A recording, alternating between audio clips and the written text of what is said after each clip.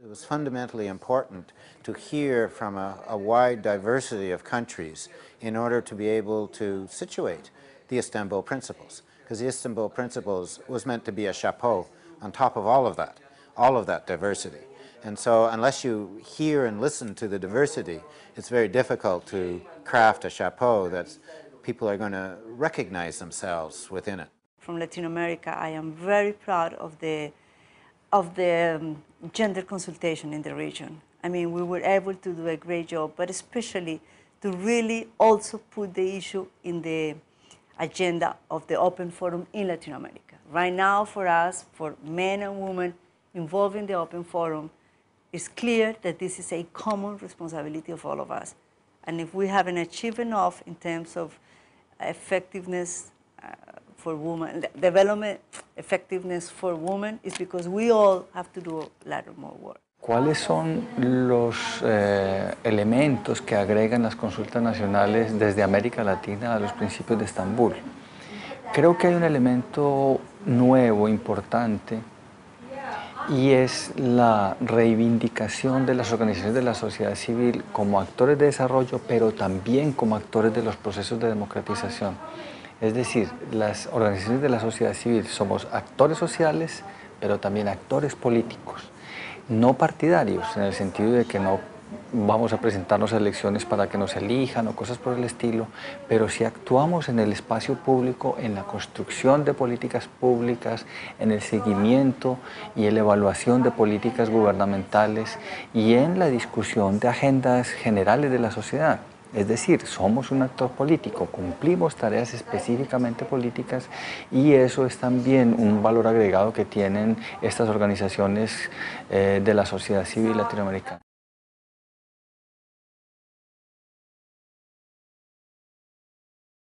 What makes them special is, what makes the Istanbul Principles special is the fact that the CSOs around the world have decided to look at the future like one man, and they are trying to define what they think should be the basis for which they should measure their efficiency, and not others doing it for them.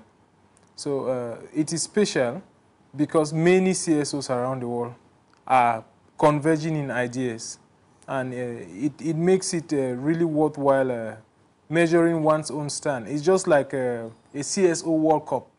What makes the Istanbul Principles different is, first of all, the fact that it was a process that came right up from the bottom, if you will. It was begun in national consultations where CSOs from all over the countries, all over the particular country, were engaged in discussion and deliberation about what principles they believed in as civil society. So in each country, this process was starting from the base. The language is not particularly confronting or new in many instances, but what it is representative of thousands of voices bubbling up to a single and relatively concise suite. So it's not that any one of them stands out or is immaculately worded or is necessarily better than the same thing that's been said before by someone else, but it is bringing them all together and getting a global consensus on these things. That's the real strength. There are a lot of individual initiatives in terms of being accountable from civil society organizations' perspective, but what we understood and what came out through the consultants and the regional consultations was the need for a collective strategy on accountability.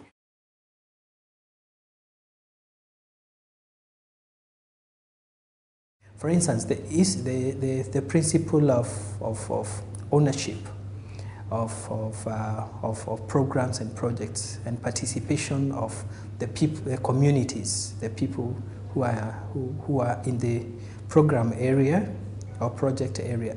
That must, looking at the consultations, that must have been influenced by the African continent. This is because enough times we are implementing programs, and most of the programs are rooted in ideas that came with the donor. And so the people's agenda is not in most of the programs, and that is something that people said. They've been writing proposals, and those proposals with people's ideas are rejected, and another idea is brought in. And so that is something that Africa wanted to pass. But also the external factors, how civil society themselves relate, that was a big issue all over Africa. They said there's a lot of competition which is driven by resources from the same donor, and so they don't have a platform where they exchange ideas as buddies, as friends. They exchange ideas as competitors. So you're hiding something, I'm hiding something from you. There's no mutual learning. I suppose Asia is also one region where context is very much important in the work that we do. So it's not just about, of course, looking inside our own practice is important, but I think the context, because we confront a lot of issues, social rights, human rights, issues of exclusion, issues of marginalization, and that really tells a lot about the environment with which we Asian CSOs find ourselves in. So I guess Principle 1 is very big and huge for us, as well as enabling environment. I think even when we met at the African consultation, our role was to look at the gender equality and women's rights, because Women for Change is a gender-based organization. But then we thought gender on its own, we can't move much. We need to integrate also the other principles of democracy, of mutual learning. I think all the other principles apply to the gender one, just as also gender applies to the other principles: human rights, democracy, mutual learning, and the exchange of ideas, enabling environment, sustainable development. All those, you need gender. So I think it's a two-way thing. Two things that are very, very close to CCC as an institution is our commitment to governance. And by governance, we mean internal governance of NGOs in Cambodia. As you may know, CCC is a home of a self-certification system and also the initiator of the Code of Conduct for Civil Society in Cambodia. We are the vanguard on accountability, and we feel that this is an issue that is closely related to the Istanbul Principle, and it's something that we must do. And for us, it's not a matter of getting certified or getting people to get this certified to get money. It's not a visa to get money, but it's a change of mindset. It's a mass behavioral change for civil society. We cannot go out and preach about accountability and about good governance when we don't even apply it to ourselves. Oh, well, I am proud of two things.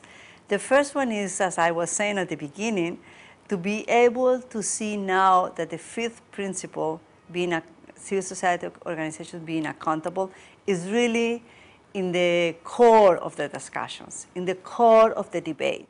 This is a very difficult issue. It's not as simple as everybody thinks it is. And I am very proud to see that with our inputs, the issue is in the agenda, in the core of the debate, and we are all trying to learn from each other.